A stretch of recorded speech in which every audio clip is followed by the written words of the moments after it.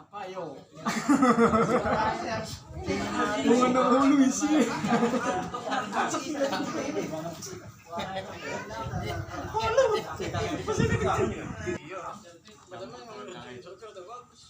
Pas wis dilayani. Ceruk kan. Lah, Jadi kan nang banget sih, tapi aku bilang gini. Kok bocah pada nangis. loro. Loro. Kerja sama, Pak. Masuk.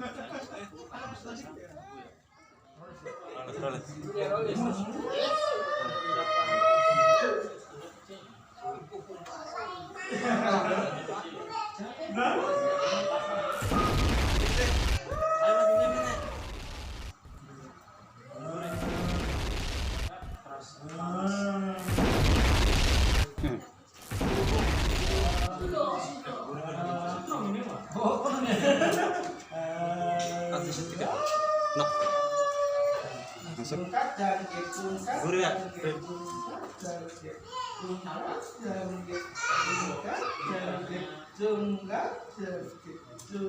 Transfer tenaga dalam kayak gini. Iya. No, transfer tenaga dalam kayak begini. Yes. Ini di belakang kiri. Rasa beli no?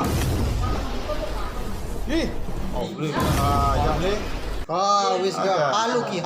Halo. Halu. Kongkon ngalih.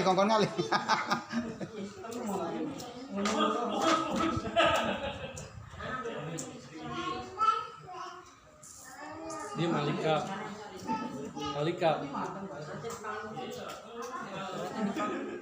GP.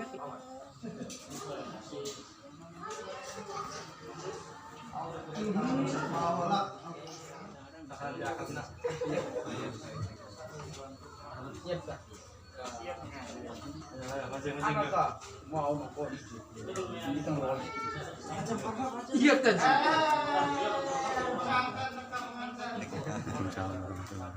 Mana itu yang dibawa? Oh, lagi macengan. Kayak mambu aura bulan madu. Hei. Apa kayak makan anyar ya? Iya. Masih tersium gitu. Iya, kayak Nemo. Orang di Jakarta orang sang dulu.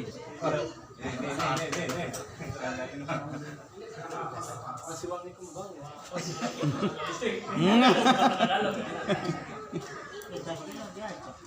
Tapi memang terapi ini sering disalahgunakan oleh orang yang bertanggung jawab.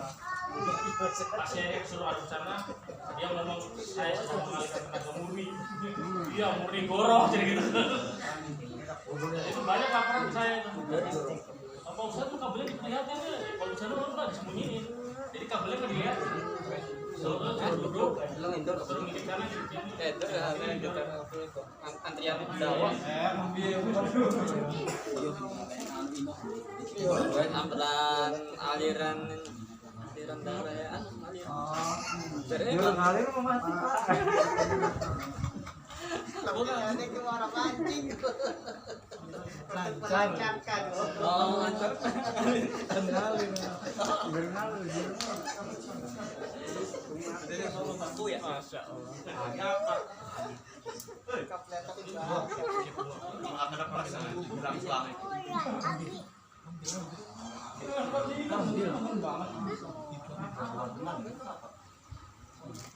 Apa gosong?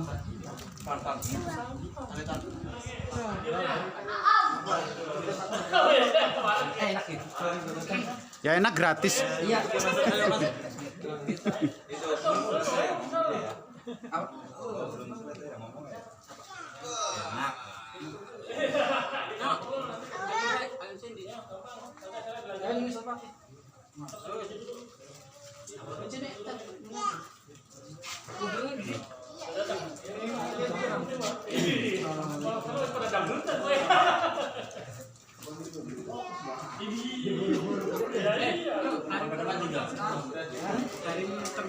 Ayo yang lain pada masuk. Masuk. Ini kebanyakan baru.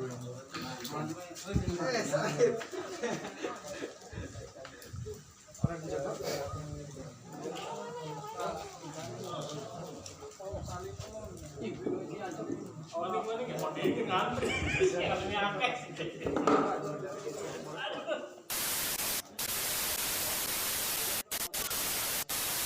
Betul.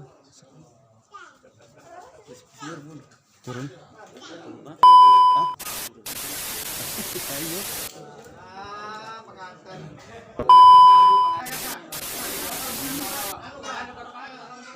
Bukankah dalam sebuah hadisnya Rasul pernah mengatakan, kalau tidak salah, apabila engkau mendapatkan sesuatu yang membuatmu senang, maka katakanlah alhamdulillahilladzi bi ni'matihi tatimmus shalihat. Segala puji bagi Allah yang karena sebab nikmatnya amalan-amalan sholat kita menjadi sempurna. Dan apabila kamu mendapatkan sesuatu yang engkau tidak sukai atau yang membuat dirimu tidak senang, maka katakanlah alhamdulillah ala kulli hal. Segala puji bagi Allah atas setiap keadaan. Maka sebagaimana yang saya sampaikan tadi, bahwasanya pujian kita kepada Allah Subhanahu wa taala tidaklah terbatas kepada sesuatu yang membuat kita senang. Tetapi yang tidak kita senangi pun kita harus tetap memuji Allah Subhanahu wa taala. Mungkin saja ya ikhwati fiddin rahimakumullah, sesuatu yang tidak kita senangi itu bermanfaat bagi diri kita. Mungkin saja, karena segala sesuatu itu adalah milik Allah Subhanahu wa taala. Mungkin saja apa yang membuat hati kita sedih itu juga bisa membuat kehidupan kita yang akan datang bisa lebih lancar atau bisa lebih tentram lagi. Kita tidak mengetahuinya. Makanya kemudian memuji Allah itu harus dalam setiap keadaan. Dan sesungguhnya ikhwatiddin rahimakumullah, nikmat Allah yang telah diberikan kepada kita sangatlah banyak. Sampai kemudian kata Allah dalam Al-Quran, wa in ta'uddu nikmatallahi la tuhsuha. Jikalau engkau menghitung nikmat Allah Subhanahu wa taala, maka sungguh kalian tidak akan pernah bisa untuk menghitung.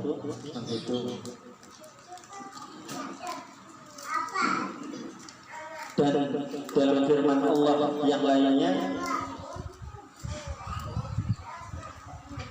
la in syakartum la azidannakum wa la in kafartum inna 'adzabi lasyadid. Sungguh jikalau kalian bersyukur atas nikmat-nikmat yang telah diberikan Allah kepada kalian, la azidannakum kata Allah, maka sungguh aku akan tambahkan nikmat kalian. Dan jikalau kalian itu kufur atas nikmat-nikmat itu, sesungguhnya adabku sangatlah berat. Ini rahimani wa rahimakumullah. Dan sebagaimana juga saya pernah sampaikan di dalam majelis ini ya, di teman-teman sebagian yang tahu bahwasanya bagaimana cara kita merealisasikan syukur kita kepada Allah Subhanahu wa taala. Rasa syukur kita itu bisa kita realisasikan setiap saat. Dengan cara apa? Dengan cara mendekatkan ibadah kita kepada Allah Subhanahu wa taala. Karena kata Ibnu Katsir, yang namanya syukur itu cara merealisasikan merealisasikannya ya dengan melaksanakan perintah-perintah Allah dan menjauhi larangan-larangan. Ketika ada orang yang bersyukurnya dengan cara sebagaimana ada kita di Indonesia, syukuran itu contoh, ada orang beli motor, cara syukurannya gimana?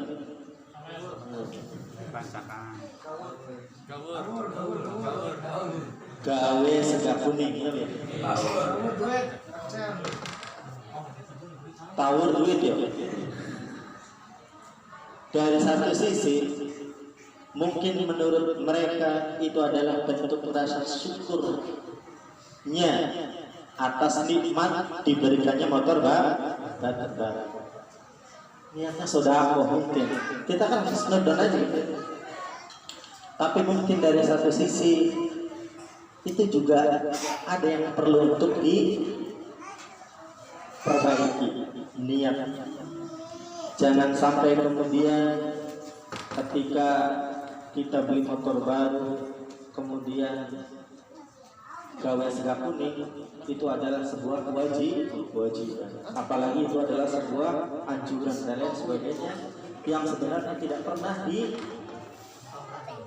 diperintahkan, dicontohkan oleh Nabi dan para sahabat dan juga ulama-ulama salafus. Karena ada ya sebagian masyarakat kita yang meyakini demikian. Karena saya pernah merasakan ketika saya beli motor baru ditanyakan, kenapa orang gawe sega kuning? Ini kan berarti membuat nasi kuning, sega kuning itu adalah kayaknya sebuah kewajiban. Undang-undang yang tidak tertulis, padahal itu bukanlah sebuah undang-undang yang tertulis. Ikhwafidin rahimahullah. Itu tadi pembukaan ya. Kira-kira waktunya berapa menit lagi?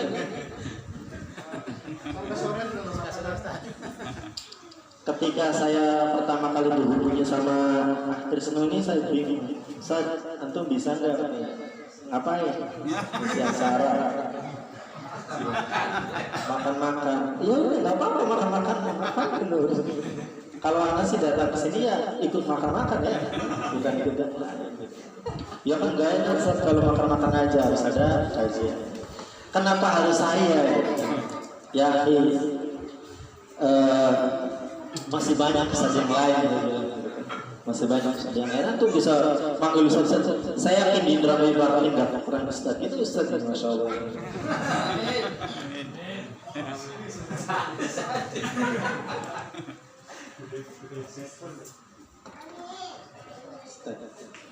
Ya. Banyak Ustaz yang lainnya ngisi di Fatimah banyak ya.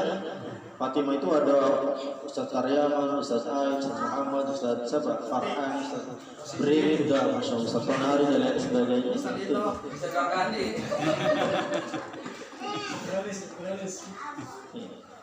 Kalau saya sih dikatakan Ustaz, ya bukan Ustaz gitu kan. Kalau misalkan dikatakan bukan Ustaz, teman-teman manggilnya Ustaz gitu kan, jadi bingung kan. Biasa aja sih. Salah satu kekurangan kita di kalangan salafiyun ya, ikhwah salafi di kalangan kita itu, kekurangan kita itu ilmu kita itu banyak, kajian kita itu di mana-mana. Bahkan kalau di prosesnya, kalau dibandingkan antara antum sama anak sama antum, itu banyak ikut kajian banyakan antum daripada anak. Makanya seharusnya yang belajar sama antum gitu, kebalik. Yang ngasih kajian tuh harusnya Pak Iwan di sini gitu kan.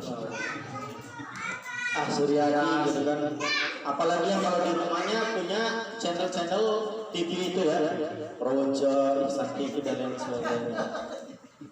Padahal kita ketika kajian, di mana ada kajian kita ikut, di mana kajian kita ikut. Tapi semakin banyak kita ikut kajian, ternyata akhlak kita itu semakin turun, bukan semakin meningkat. Banyak sekali contoh. Yang dulunya kita dekat dengan tetangga kita karena ikut kajian salaf, ternyata tidak mau lagi. Ini case ya, kasus, bukan antum ya. Semoga aja bukan antum, tapi ada. Tapi yang dulunya dekat tetangga kita ikut kajian salaf malahan jauh dari tetangga kita. Kira-kira benar nggak menurut antum? Bener nggak itu? Kurang benar. Kita husnudon saja. Tapi dari satu sisi lain, ya, itu bisa merusak citra salaf sendiri. Bisa merusak citra salaf itu sendiri. Makanya kemudian banyak ulama salaf yang menganjurkan kita untuk belajar adab terlebih dahulu dibandingkan belajar ilmu. Belajar. Kita harus bisa membedakan mana yang maslahat dan mana yang madhor.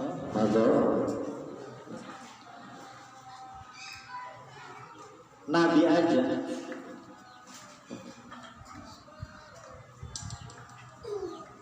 selalu berbuat baik kepada tetangganya, walaupun tetangganya itu adalah seorang Yahudi.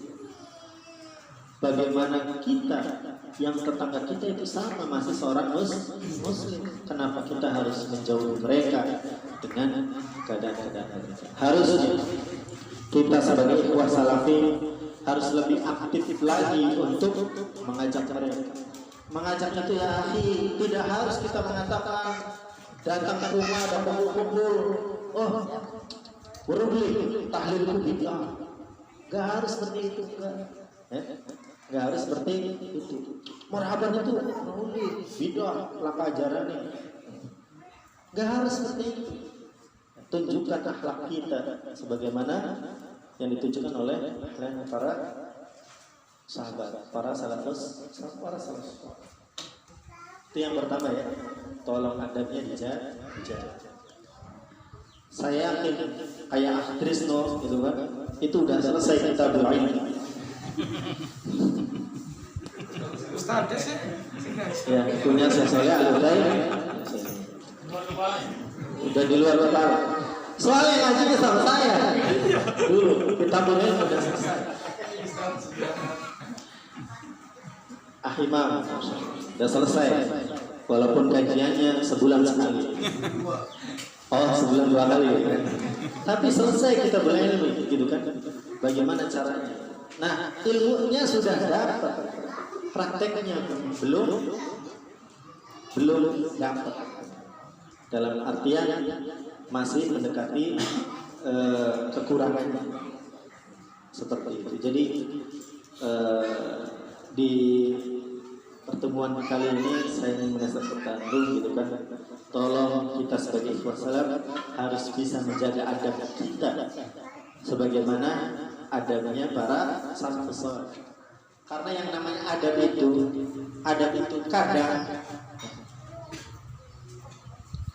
kadang itu sifatnya kecil tapi kita lalai. Kadang sifatnya kecil tapi kemudian kita lalai. Banyak sekali contohnya ya. Dan saya tidak bisa menyebutkan contoh satu persatu secara detail. Tapi karena apa? Karena kita sudah terbiasa melakukan hal tersebut gitu. Akhirnya ya udah selesai gitu.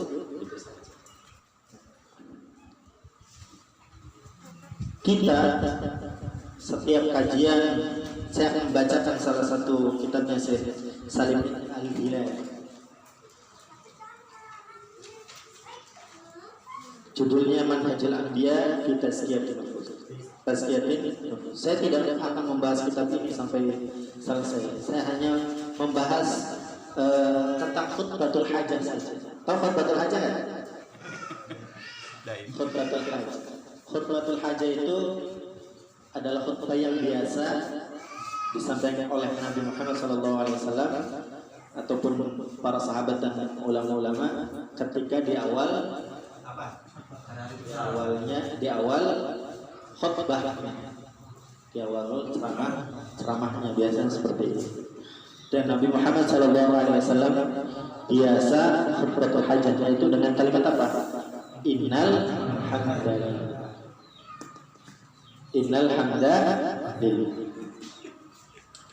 Sampai terakhir, sampai inna astaqal hadis kitabullah wa khairul hadi. Khutbatul hajah ini pertama, kalau di masyarakat umum biasanya innal hamdalillah. Khutbatul hajah yang disampaikan oleh Nabi ini hanya kadang-kadang ya, atau sebagian besar hanya berlaku ketika dalam acara apa? Walimatun nikah. Walimatun nikah atau walimatul arus. Naibnya nanti bilang sebelum apa? Sebelum akad nikah. Enggak. Innal hamdalillah, bacanya ini. Itu yang pertama. Yang kedua, biasanya khutbatul hajah ini disampaikan oleh para ustaz-ustaz kita ya, ustaz-ustaz salafi, ketika awal menyampaikan ceramahnya atau kajiannya. Yang kemudian karena seringnya ustaz-ustaz salafi memulai kajiannya dengan khutbatul hajah yang ini, sampai ada sebagian atau sebagian kecil saja yang mereka tidak paham tentang khutbatul hajah mengatakan ustaz-ustaz salafi ketika awal hanya bisanya hafalnya cuma innal hamdalillah. Pernah nggak ada yang seperti itu? Iya. Padahal aslinya ketika ada ustaz membuka kajiannya dengan khutbatul hajah yang ini, khutbatul hajah yang ini itu adalah mengikuti sunnah Nabi Muhammad SAW. Yang ketiga, apakah khutbah hajah ini hanya ini saja, kemudian tidak boleh yang lain? Jawabannya boleh. Jawabannya boleh. Jawabannya boleh. Yang penting ketika awal dimulai dengan kata-kata alhamdulillah. Kata nabinya Abdul Amri di balik la yubda'u bi alhamdulillah bilhamdulillah fahuwa abtaqah. Dan masih banyak hadis yang lainnya berkaitan dengan. Selanjutnya ternyata nanti di dalam khutbatul hajah yang biasa disebutkan tadi, kalau kita dalami maknanya itu sangatlah luas sekali. Tergantung kita mau memahaminya secara sempit atau memahaminya secara dalam. Kata Syekh Salihuddin Al-Hilali dalam kitab yang tadi disebutkan Manhajul Anbiya fi Tazkiyatin Nufus, beliau mengatakan di dalam khutbah hajah yang disampaikan oleh Nabi Muhammad SAW itu mengandung 3 rambu-rambu manhaj nabawi. Katanya istamalat ma'alim al-manhaj nabawi. Apa 3? Yang pertama rambu-rambu dalam masalah akidah. Yang kedua rambu-rambu dalam masalah tazkiyatun nufus. Dan yang ketiga adalah rambu-rambu manhaj nabi dalam masalah pengambilan hukum. Kalau kita sebagai orang yang awam, kita mungkin hanya mengatakan ya kan kita mengikuti apa yang dilakukan oleh para ulama. Hari panceramah ya alhamdulillah dikit, buat alhamdulillah pribadi seperti anak alhamdulillah. Kalau kita mungkin menganggap itu hal biasa, tapi sebenarnya dalam khutbah hajat Nabi SAW itu mengandung 3 rambu-rambu tadi. Yang pertama adalah rambu-rambu berkaitan dengan masalah apa? Akidah. Yang kedua masalah apa? Tazkiyatun nufus. Dan yang ketiga tentang apa?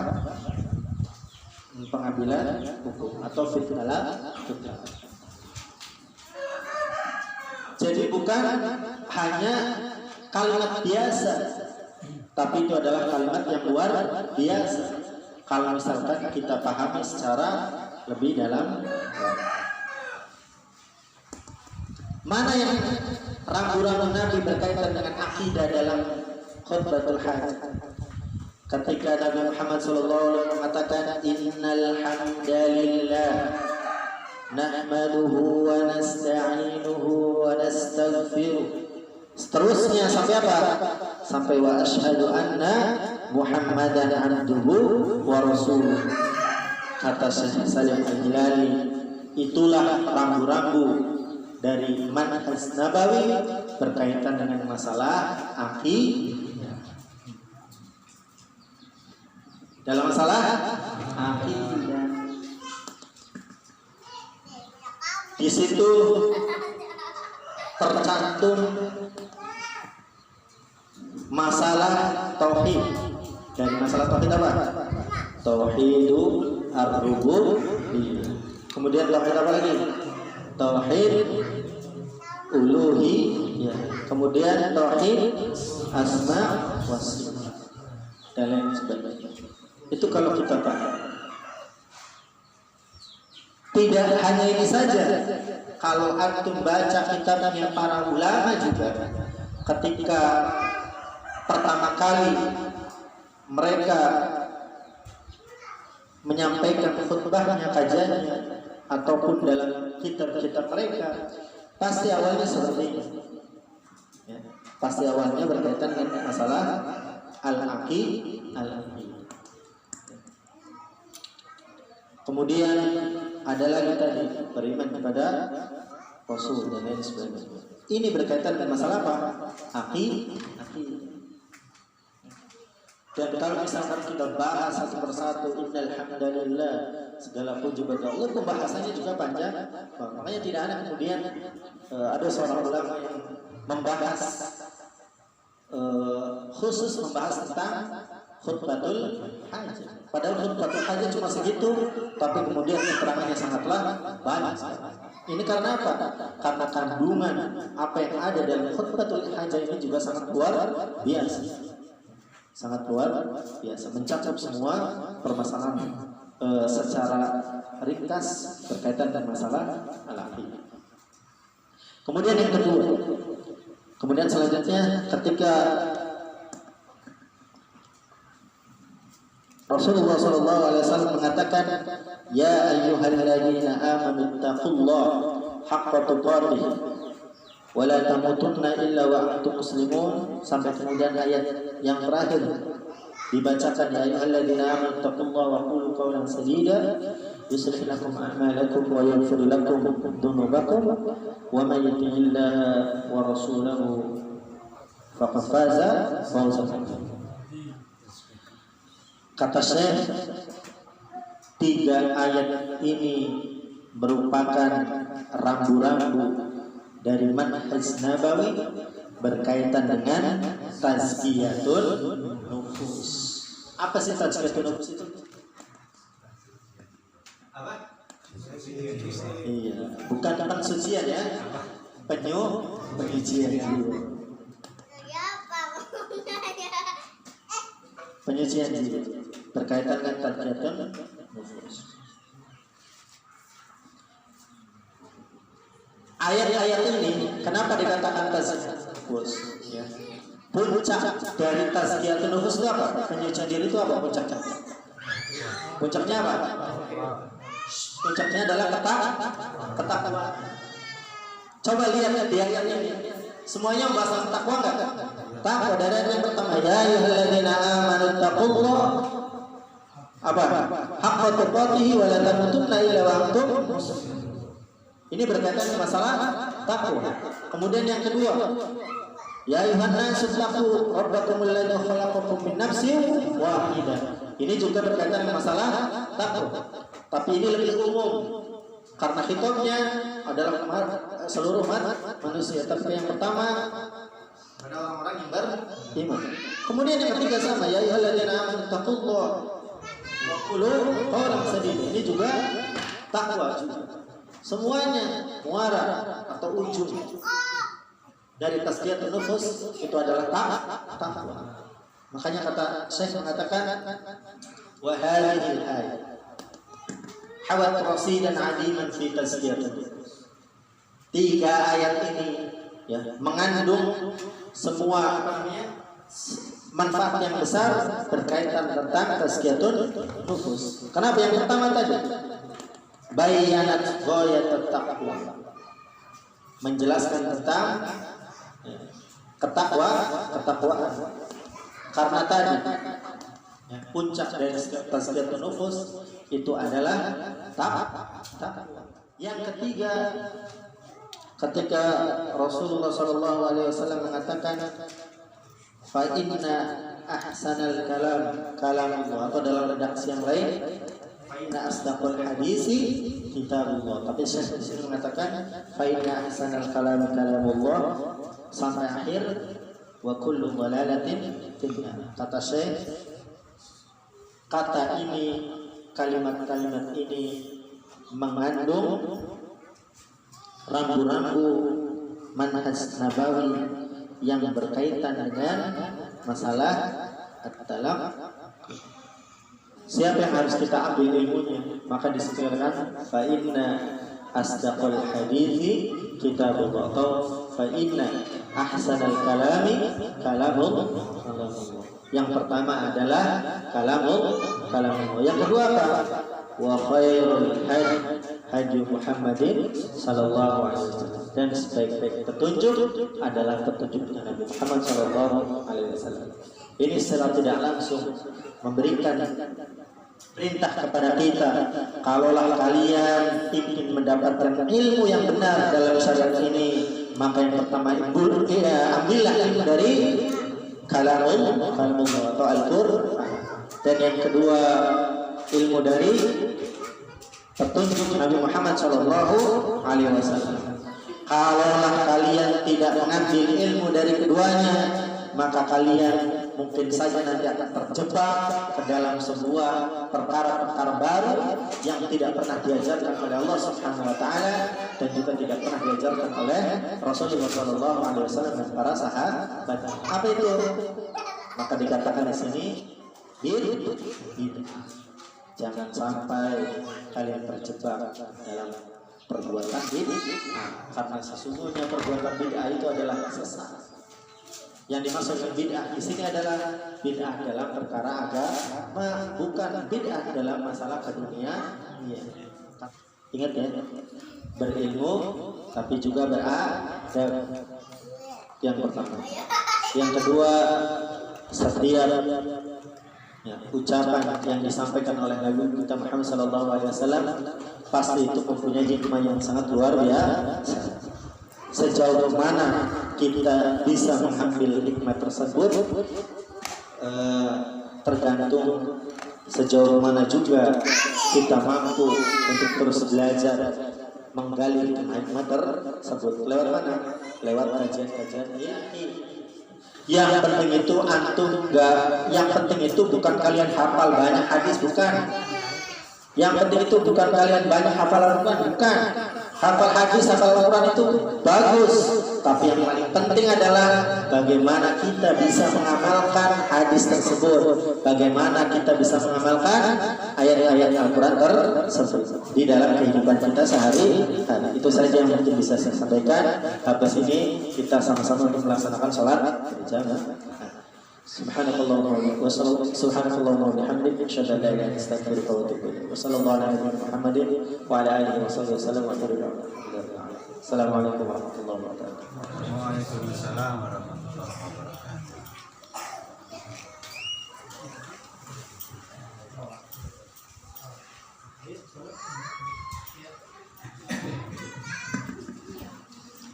berhubung waktu sholat asar sudah masuk, kita potong dulu untuk melakukan kewajiban kita sholat asar.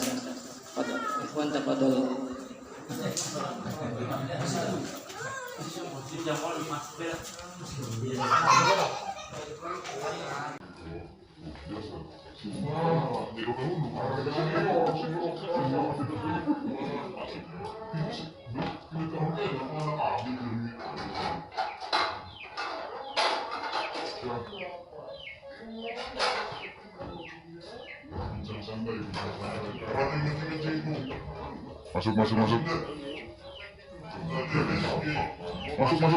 Masuk.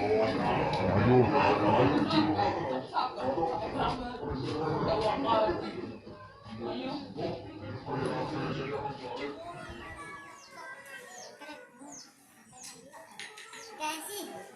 Sayur gampang kan ya. Nasi. Anunya aja, piring kosongnya aja. Godong. Pakai godong.